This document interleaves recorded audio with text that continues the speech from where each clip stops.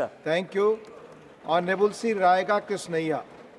Honorable Raiga Krishnaiya, please.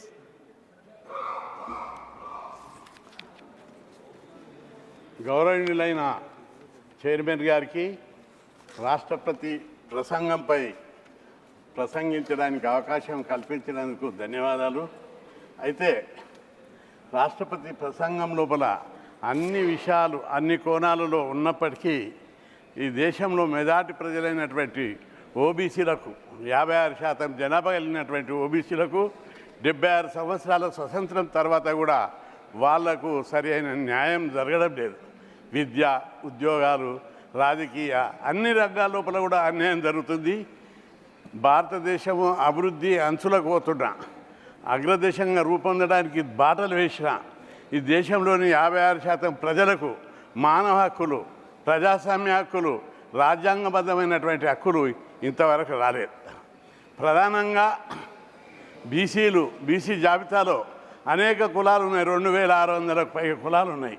ఈ కులాల్లో denotified tribes, semi denotified tribes, nomadic tribes, సంచార జాతులు, అత్యంత వెనుకబడిన కులాలు, దోబీసు, హెయిర్ కట్టర్సు, స్టోన్ కట్టర్సు, ఫిషర్మెన్సు, షెఫర్సు, ఇట్లాంటి అత్యంత వెనుకబడిన కులాలు ఉన్నాయి.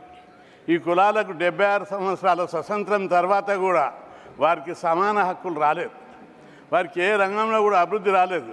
భారతదేశము అగ్రదేశంగా చెప్పుకుంటున్న ఈ తరుణం లోపల కూడా బీసీలకు విద్యారంగం లోపల, ఉద్యోగ రంగం లోపల, అదేవిధంగా రాజకీయ రంగం లోపల చాలా వెనుకబడి ఉన్నారు. ఉదాహరణకు తీసుకున్నట్లయితే దేశం లోపల మనం చాలా పెద్దగా చెప్పుకుంటున్నప్పటికీ ఇంకా 32% ప్రజలు నిరక్షరాస్యత కింద ఉన్నారు. వీరికి విద్య ఇవ్వవలసినటువంటి బాధ్యత రాజ్యాంగమైనటువంటి బాధ్యత. ఎస్సీ, ఎస్టీ, బీసీ ఈ కులాలకు విద్య అందివ్వడం లోపల ఈ 76 సంవత్సరాల స్వతంత్రం లోపల అన్ని ప్రభుత్వాలు, గత ప్రభుత్వాలు, ప్రస్తుత ప్రభుత్వాలు వెనుకబడి ఉన్నాయి. పూర్తి శ్రద్ధ తీసుకోవడం లేదు. ఓబీసీలకు ఇచ్చేది చారిటీ కాదు, it is a constitutional right, it is a democratic right. కాబట్టి కానీ ఈ ప్రభుత్వాలు ఆ విషయాన్ని ఆలోచించడం లేదు. ఒకవైపు భారతీయ జనతా పార్టీ ప్రధానమంత్రిని ఓబీసీ వర్గానికి చెందిన వాళ్ళని ఇచ్చారు, అందుకు మేము థ్యాంక్స్ చెప్తున్నాం. కానీ ఇదే సమయంలో ఓబీసీ ప్రధానమంత్రి ఉండడమే కాదు, ఓబీసీ యొక్క డెవలప్మెంట్కు విధానాలు ఉండాలి. ఓబీసీ ప్రజలు ఇప్పటికీ అడుక్క తినటోళ్ళు ఉన్నారు, బిచ్చగాళ్ళు ఉన్నారు, సంచార జాతులు ఉన్నారు.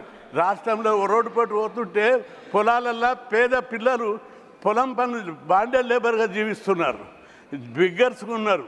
కాబట్టి ఈ జీవన విధానంలో మౌలికమైన మార్పు తీసుకురావడానికి ప్రభుత్వాల యొక్క మౌలిక విధానాల లోపల రిఫార్మ్స్ రావాల్సినటువంటి అవసరం ఉంది. అందుకే రాష్ట్రపతి ప్రసంగం లోపల ఎక్కడ లేదు.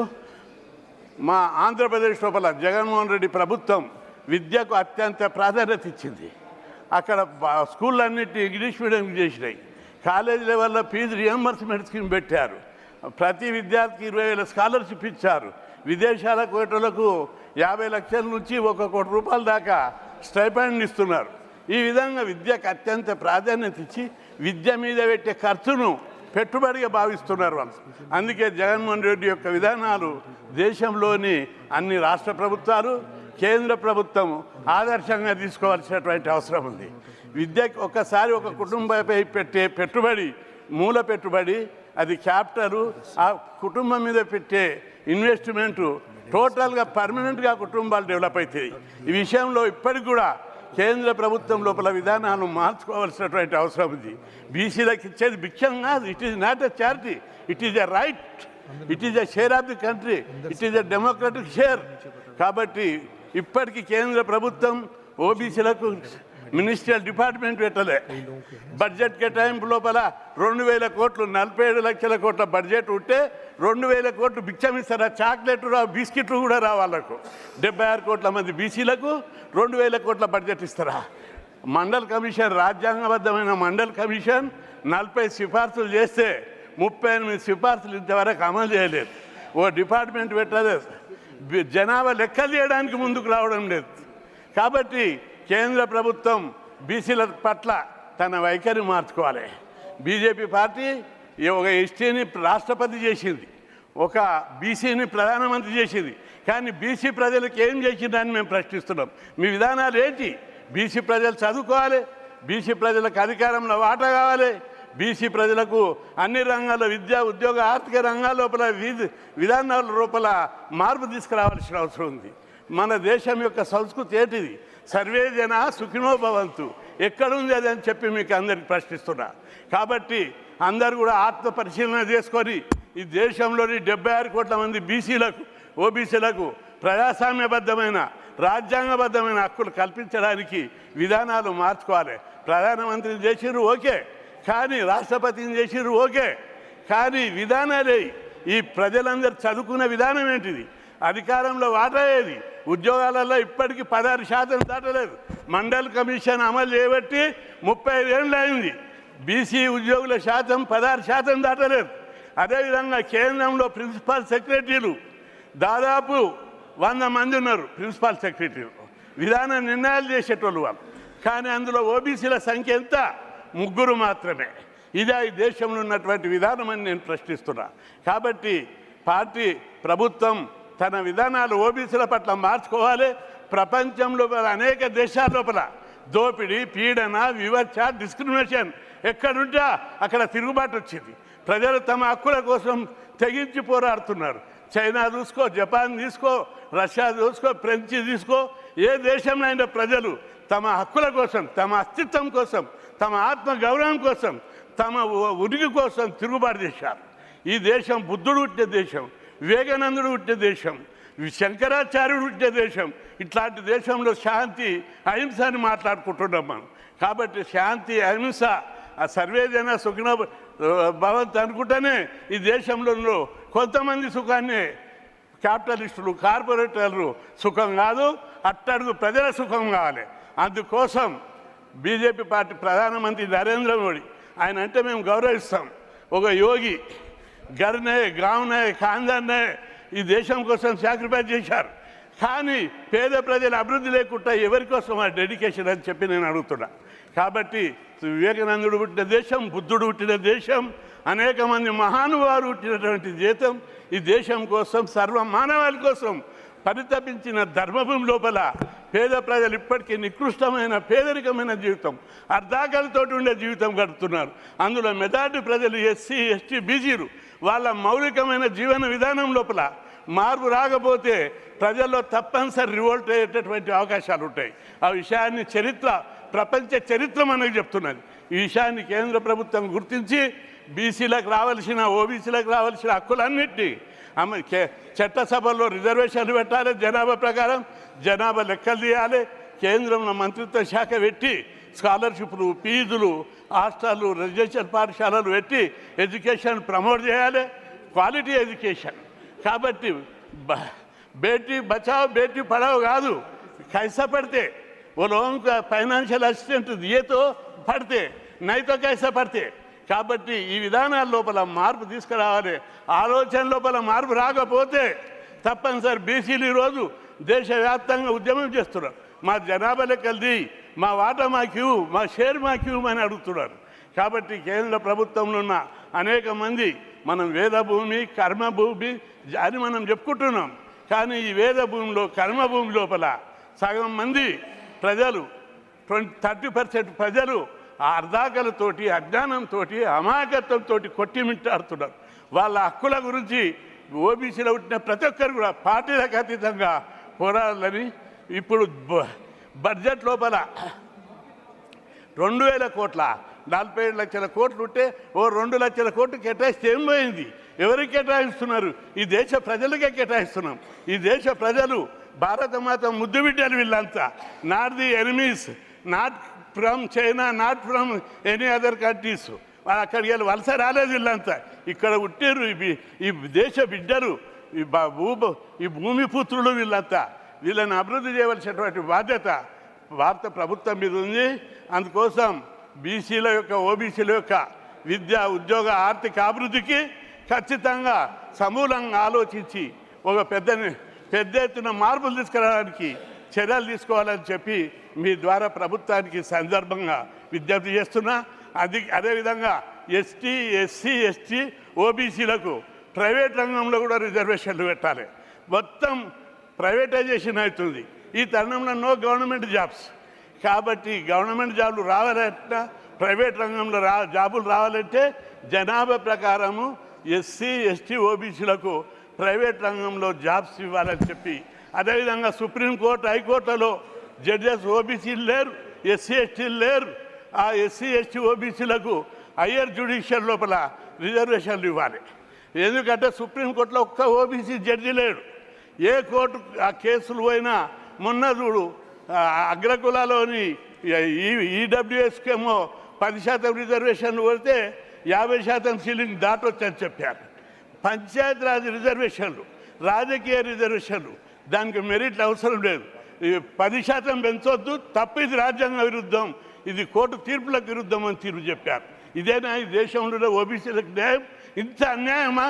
ప్రపంచంలో ఇంత అణచివేత, ఇంత అన్యాయం ఎక్కడనుందా? ఆఫ్రికాలో ఉండే, అమెరికాలో ఉండే, అక్కడ తిరుగుబడ్డారు ప్రజలందరూ. ఇక్కడ కూడా ఈ వేద భూమి లోపల బుద్ధుడు పుట్టిన నేలలో, వివేకానందుడు పుట్టిన నేలలో, శంకరాచార్యుడు పుట్టిన నేలలో ఈ విధంగా ఈ మెజార్టీ కులాలకు, పేద కులాలైనటువంటి ఓబీసీలకు, అత్యంత వెనుకబడిన కులాలకు భూమిపుత్రులు, ఈ దేశ సంపద సృష్టించినటువంటి వాళ్ళు, వీళ్లకు న్యాయం జరగకపోతే తప్పనిసరి పోరాడతారు. ఈ పోరాటాలను గుర్తించాలి. అగ్రకులాలు ఈడబ్ల్యూఎస్కు రిజర్వేషన్లు పెట్టారు 10%. వాళ్ళు ఎప్పుడైనా అడిగినరా? ఏదైనా రిప్రజెంటేషన్ ఇచ్చిర్రా? వాళ్ళు ఏదైనా ధర్నా చేసిరా? అడగకుండా అందులో 3% ఉంటే 10% పెట్టారు. బీసీలు 56% ఉంటే 27% పెట్టారు. ఇది ఎక్కడ న్యాయం? ఇది ఎక్కడ అడవికి న్యాయం అని చెప్పి మేము ప్రశ్నిస్తున్నాం. కాబట్టి ఐఏఎస్లో, ఐపీఎస్లో వల్ల లాస్ట్ కటప్ తీయండి. ఎస్సీ ఎస్టీల కంటే తక్కువ మార్కులు వచ్చిన వాళ్ళకు కూడా ఈడబ్ల్యూఎస్ కింద రిజర్వేషన్లు వచ్చాయి. ఇదే నా న్యాయం, ఈ దేశంలో ఉన్న న్యాయం అని చెప్పి నేను ప్రశ్నిస్తున్నా. కాబట్టి మీ ద్వారా ప్రభుత్వానికి విజ్ఞప్తి చేస్తున్నా, దేశం లోపల, ప్రభుత్వ శాఖల లోపల, ప్రభుత్వ రంగ సంస్థల లోపల 16 లక్షల ఉద్యోగాలు ఉన్నాయి. వాటిని భర్తీ చేస్తలేరు. వాటిని భర్తీ చేస్తే మొత్తం ఓబీసీ ఎస్సీ ఎస్టీలకు వస్తాయనే కుట్ర దీనంటే దాగి ఉన్నది.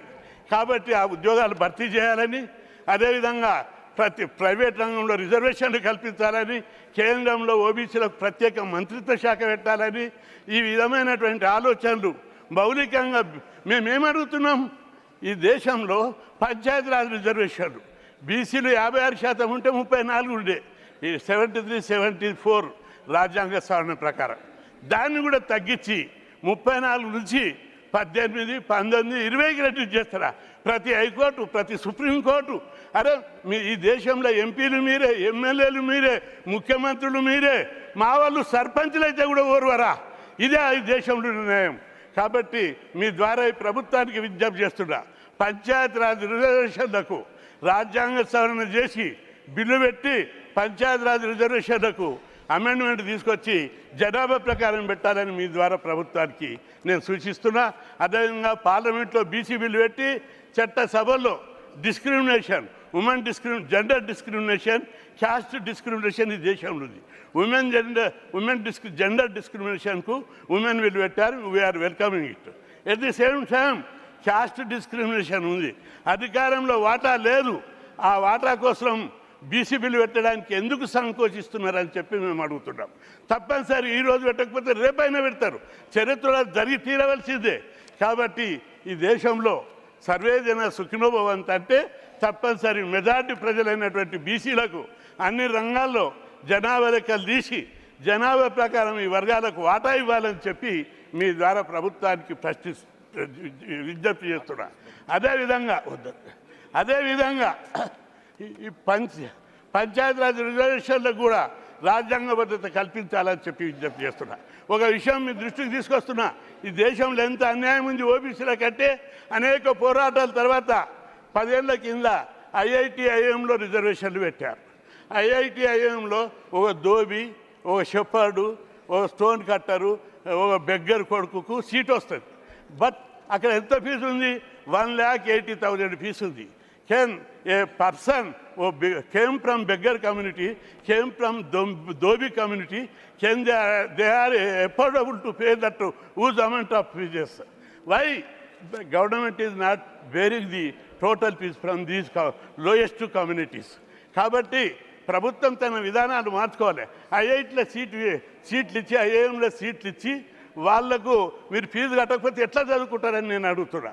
కాబట్టి మీ ద్వారా ప్రభుత్వానికి విజ్ఞప్తి చేస్తున్నా, తప్పనిసరి బీసీలకు ఈ దేశంలో డిస్క్రిమినేషన్ జరుగుతుంది, చిన్న చూపు దురుస్తున్నారు, సెల్ఫ్ రెస్పెక్ట్ లేదు. కాబట్టి ఈ వర్గాలకు న్యాయం చేయడానికి ప్రభుత్వం తనంత తాను, మీరు ప్రధానమంత్రిని చేసిన వ్యక్తి, రాష్ట్రపతిని చేసిన పార్టీ ఈ చిన్న చిన్న డిమాండ్లు ఎందుకు చేస్తలేదని నేను మిమ్మల్ని ప్రశ్నిస్తున్నా. కాబట్టి ఆత్మశోధన చేసుకొని, ఆత్మ పరిశీలన చేసుకొని, నెగిటివ్గా తీసుకోకుండా పాజిటివ్గా వీళ్ళు కూడా మా తమ్ముళ్ళు, భారతమాత ముద్దు బిడ్డలు, భారతమాత పిల్లలు అని చెప్పి పాజిటివ్ కోణంలో ఆలోచించి ఈ వర్గాలను అభివృద్ధి చేయడానికి, ఈ వర్గాల యొక్క, ఈ కులాల యొక్క శక్తియుక్తులు, మేధాశక్తి, ప్రతిభ భారతదేశ అభివృద్ధికి వినియోగించాలని చెప్పి అందుకోసం తమను ఆలోచించాలని విజ్ఞప్తి చేస్తున్నా. అనేక మంది మేధావులు, అనేక మంది ప్రతిభావంతులు ఈ దేశంలో అవకాశం లేక అమెరికాకు, ఆస్ట్రేలియాకు, కెనడాకు వలస పోతున్నారు. ఈ దేశంలో వాళ్ళని ఉపయోగించుకుంటే వాళ్ళ మేధస్సులు, శక్తియుక్తులు, ఈ పేద కులాల యొక్క శక్తియుక్తులు పదవి పెట్టి ఉపయోగించుకుంటే వాళ్ళకి వెల్ ట్రైన్ చేస్తే ఈ భారతదేశం యొక్క అభివృద్ధి చాలా స్పీడ్గా పెరిగే అవకాశం ఉంటుంది. కాబట్టి మీ ద్వారా ప్రభుత్వాన్ని పేద కులాలను నెగిటివ్ కోణంలో చూడకుండా, కుల కోణంలో ఈర్ష్య, అసూయ, ద్వేషాలతో చూడకుండా పాజిటివ్గా ఆలోచించి ఈ దేశంలో సమాన ధర్మం, సమాన న్యాయం ఇవ్వాలనే కోణంలో ఆలోచించి బీసీ కులాలకు అన్ని రంగాల్లో వాటా ఇవ్వాలి. ఇది ప్రజాస్వామ్యం. మాకు ఓటేసేటప్పుడు వాటా ఉంటుంది, కేంద్రం చేసి రాష్ట్రాలు చేసి అప్పులలో వాటా ఉంటాయి, అధికారం మీకు ఇవ్వడానికి వాటా ఉంటుంది. మాకు అధికారంలో సంపదలో వాటా ఇవ్వడానికి లేదా? బ్యాంకులో రుణాలు తీసుకున్నారు, 16 లక్షల కోట్ల బ్యాంకు రుణాలను మాఫీ చేశారు. ఈ పేద కులాలైన రైతులకు, పేద కులాల స్వయం ఉపాధి పథకాలకు ఎవరికైనా రైతు రుణాలు వీళ్ళు తీసుకున్న రుణాలు మాఫీ చేశారా? కాబట్టి కేంద్ర ప్రభుత్వం తన టోటల్ దృక్పథాన్ని మార్చుకోవాలి. బీసీలకు సపరేట్ డిపార్ట్మెంట్ పెట్టాలి, అదేవిధంగా బడ్జెట్ కేటాయించాలి, స్కీములు ఎవాల్వ్ చేయాలి, స్కీములు డిజైన్ చేయాలి, వీళ్ళని అన్ని రంగాల్లో డెవలప్ చేయాలి. 76 కోట్ల మంది బీసీలను డెవలప్ చేయకుండా భారతదేశం ఎప్పుడు అగ్రదేశంగా కాదు. కాబట్టి అందరూ అభివృద్ధి చెందితేనే భారతదేశం అగ్రదేశంగా తయారవుతుంది. ఆ దిశగా ఆలోచించాలని, అలాంటి ఆలోచనను భగవంతుడు మీ అందరికి కల్పించాలని కోరుకుంటూ సెలవు తీసుకుంటాను. జై హింద్. थैंक यू रायगा कृष्णैया जी. माननीय